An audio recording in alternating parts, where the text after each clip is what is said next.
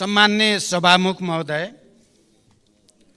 सम्मानित सभाको यस बैठकमा म मेरो संयुक्त राष्ट्र सङ्घको महासभामा सहभागिता र चीन भ्रमणको जानकारी गराउन उपस्थित भएको छु। म सम्मानित सदनको ध्यानाकर्षण गराउन चाहन्छु, म जहिले पनि विदेश भ्रमणमा जाँदा यस सम्मानित सदनलाई जानकारी गराएर र एजेन्डाहरू बारे पनि मुख्यतः यी हुनेछन् भन्ने कुरा पनि प्रस्तुत गरेरै गएको छु। भारत भ्रमणमा जाँदा पनि मैले सम्मानित सदनलाई जानकारी गराएरै गएको थिएँ र अहिले संयुक्त राष्ट्रसङ्घ र चीनको भ्रमणमा जाँदा पनि मैले सम्मानित सदनलाई जानकारी गराएको स्मरण गराउन चाहन्छु। केही मान्य सदस्यहरूलाई थाहा रहेनछ कि जस्तो लागेको हुनाले मैले अलि जोड दिएर भन्नुपर्ने अवस्था आइलाग्यो। यी भ्रमणका बारेमा जानकारी गराउनु पूर्व सर्वप्रथम म दुईवटा विषयमा सम्मानित सदनलाई जानकारी गराउन आवश्यक ठान्दछु।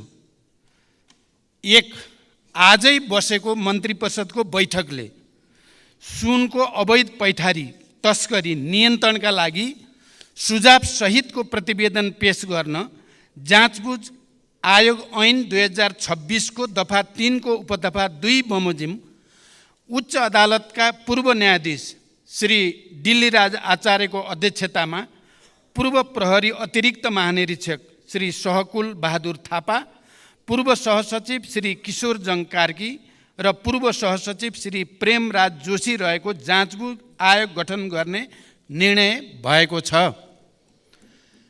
2, नेपाल आयल निगमले हिजोदेखि लागू हुने गरी पेट्रोलियम पदार्थको मूल्यमा गरेको वृद्धि आसन्न चाडबाड र उपभोक्ता हितलाई पनि ध्यान राखी तत्काल फिर्ता लिन मैले निर्देशन गरे बमोजिम नेपाल आयल निगमले सो मूल्य वृद्धिको निर्णय फिर्ता लिई पुरानै मूल्य कायम गरेको छ। म मान्य सदस्यहरूलाई जानकारी के गराउन पनि आवश्यक ठान्दछु भने अघि एकजना मान्य सदस्यहरूले सरकार बाहिरबाट प्रधानमन्त्री आउँदा आउँदै जनतालाई भन्नुभयो, त्यो मेरो जानकारीमा थिएन र प्रधानमन्त्री या सम्बन्धित मन्त्रालयको पनि निर्णयभन्दा केही महिना अगाडि आयल निगम बिस्तारै पहिलाको ऋण चुक्ता गरेर नाफातिर गइरहेको स्थितिमा सायद यो उपयुक्त समय हो अटो प्राइसिङमा जाने भन्ने भएको थियो। त्यसैको आधारमा भएको थियो, जुन अहिलेको जनताको पीर मर्का, जनताको भावना र आवश्यकता विपरीत थियो।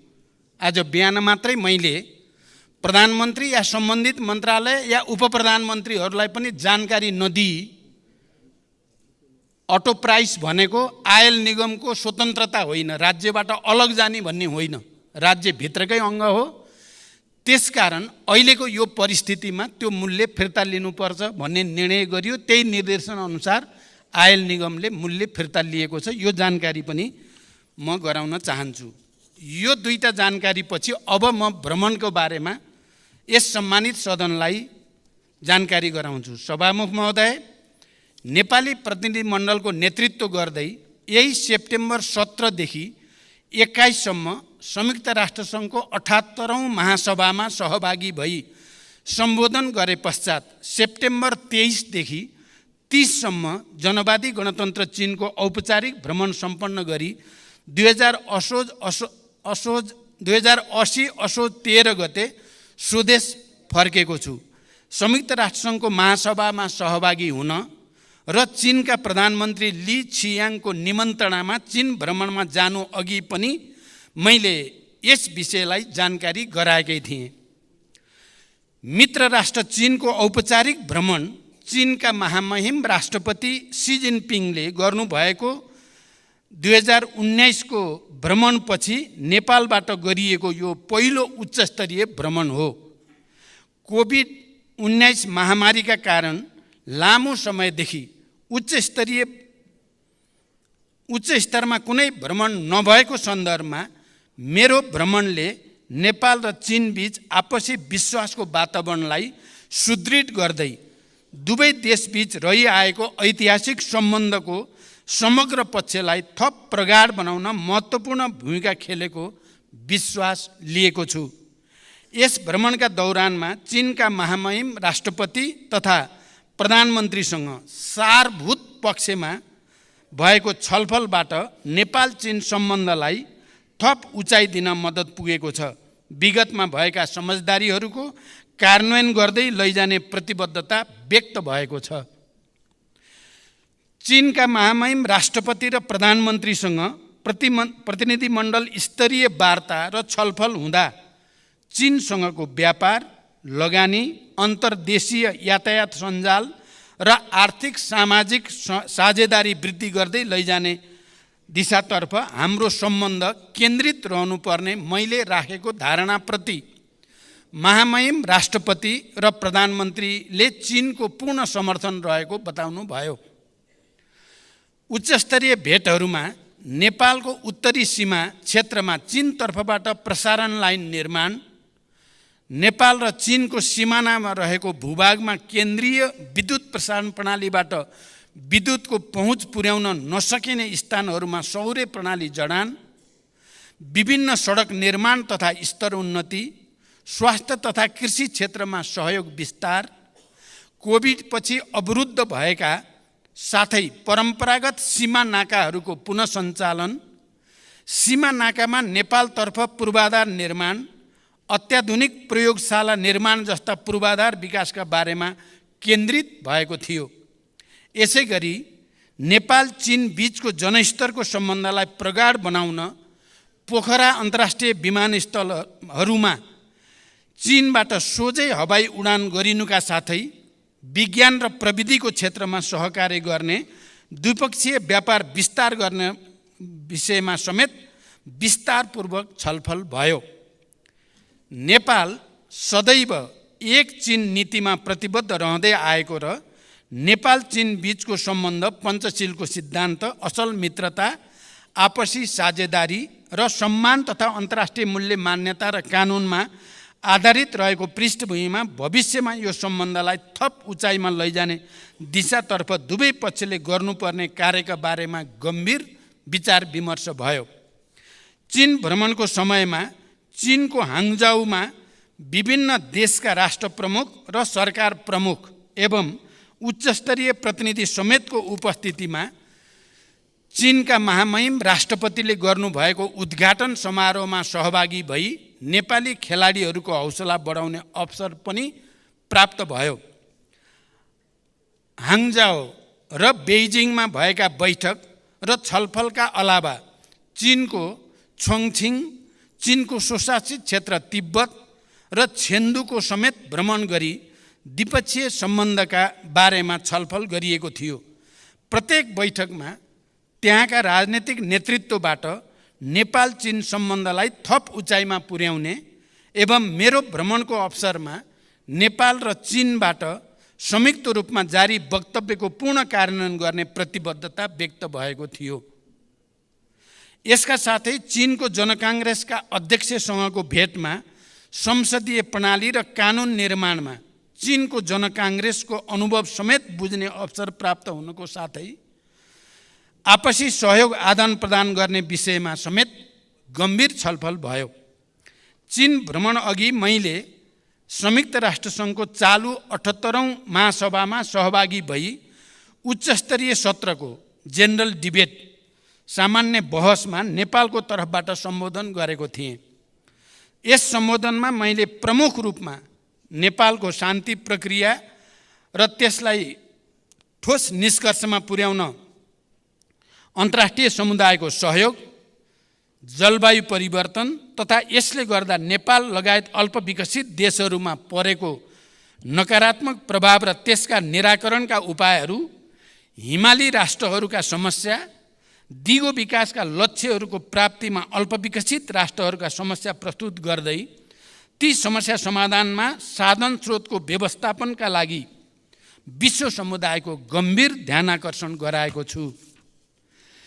यसै गरी अति कम विकसित तथा भूपरिवेष्टित राष्ट्रका समस्याहरूप्रति विश्वको ध्यानाकर्षण गराउँदै ती राष्ट्रहरूको विकासका लागि अन्तर्राष्ट्रिय सहयोग, प्रविधि हस्तान्तरण र लगानीका माध्यमबाट गरिबी तथा असमानता हटाउँदै जानुपर्ने विषयमा मैले विशेष जोड दिएर राखेको छु। साथै समकालीन विश्वका प्रमुख मुद्दाहरू मानवाधिकार, निशस्त्रीकरण, आतंकवाद बारे नेपालको दृष्टिकोण पनि प्रष्ट शब्दमा प्रस्तुत गरेको छु।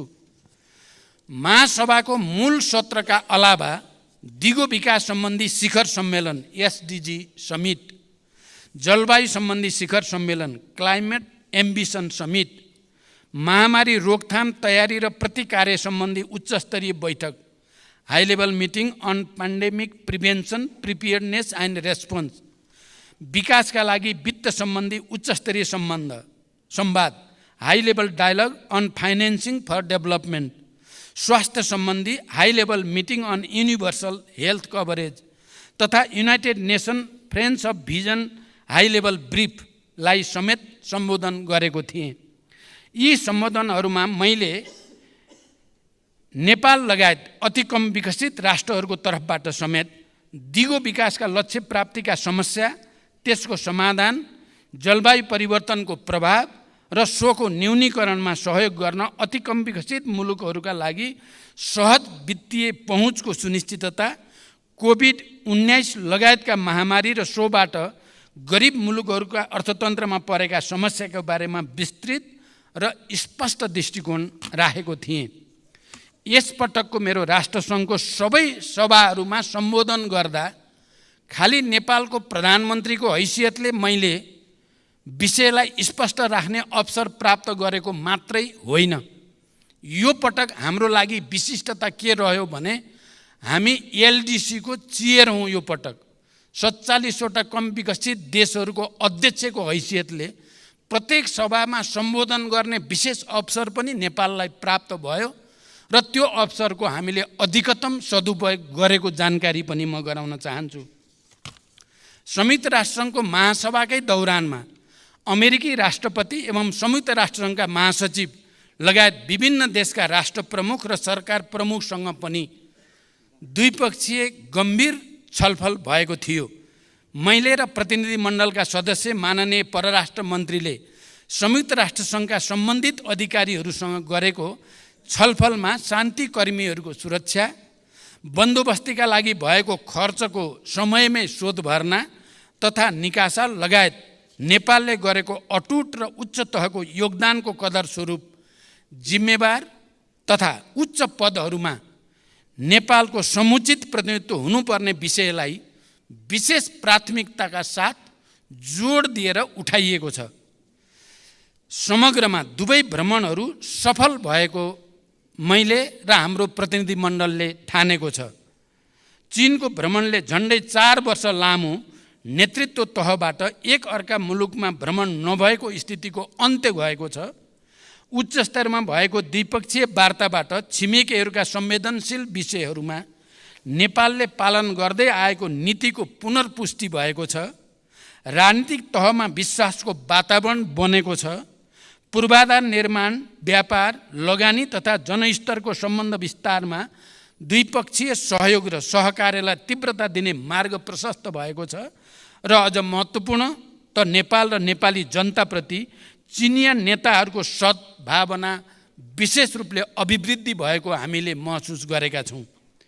त्यसै गरी संयुक्त राष्ट्रसङ्घको महासभामा प्रधानमन्त्री स्तरमा भएको सहभागिताबाट नेपालको शान्ति प्रक्रियालाई निष्कर्षमा पुर्याउन संयुक्त राष्ट्रसङ्घ र अन्तर्राष्ट्रिय समुदायको सद्भाव हासिल गर्ने, नेपालमा द्वन्द्वबाट शान्तितर्फ रूपान्तरणको सफल उदाहरणलाई अन्तर्राष्ट्रिय समुदायले उचित मान्यता दिनुपर्ने, दिगो विकासका लक्ष्यहरूको कार्यान्वयन तथा जलवायु परिवर्तनका प्रभावहरूबारे नेपाल लगायत अति कम विकसित मुलुकहरूका चुनौती र तिनको सम्बोधनका लागि विश्व समुदायको ध्यानाकर्षण गराउने विषयमा नेपाल यसपटक देखिने गरी प्रस्तुत हुन सफल भएको छ। सभामुख महोदय, साँच्चै नै एलडिसीको चेयरको हैसियतले पनि, क्लाइमेट चेन्जको सबभन्दा बढी असर परेको क्षेत्रको हैसियतले पनि, शान्ति प्रक्रियालाई अन्तिम निष्कर्षमा पुर्याउने र विश्वलाई नै शान्तिको एउटा नयाँ सन्देश दिने सन्दर्भमा पनि यो पटक संयुक्त राष्ट्रसङ्घको महासभामा देखिने गरी नेपाल, सुनिने गरी नेपाल स्थापित भएको महसुस हामीले गरेका छौँ। यो सधैँ प्राप्त हुने अवसर थिएन, यो विशेष स्थितिमा प्राप्त हुने अवसर थियो। यो अवसरलाई हामीले, मेरो नेतृत्वको प्रतिनिधिमण्डलले हामीले धेरै बैठकमा सहभागिता म र परराष्ट्र मन्त्रीजीले गर्ने अवसर प्राप्त भयो। हामीले अधिकतम सदुपयोग गरेका छौँ र यी दुवै भ्रमणबाट विश्वासको एउटा नयाँ वातावरण, नेपाल देखिने र चिनिने गरी स्थापित भएको महसुस मैले गरेको छु। यति जानकारी गराउँदै बिदा हुन्छु। धन्यवाद। अभिवादन।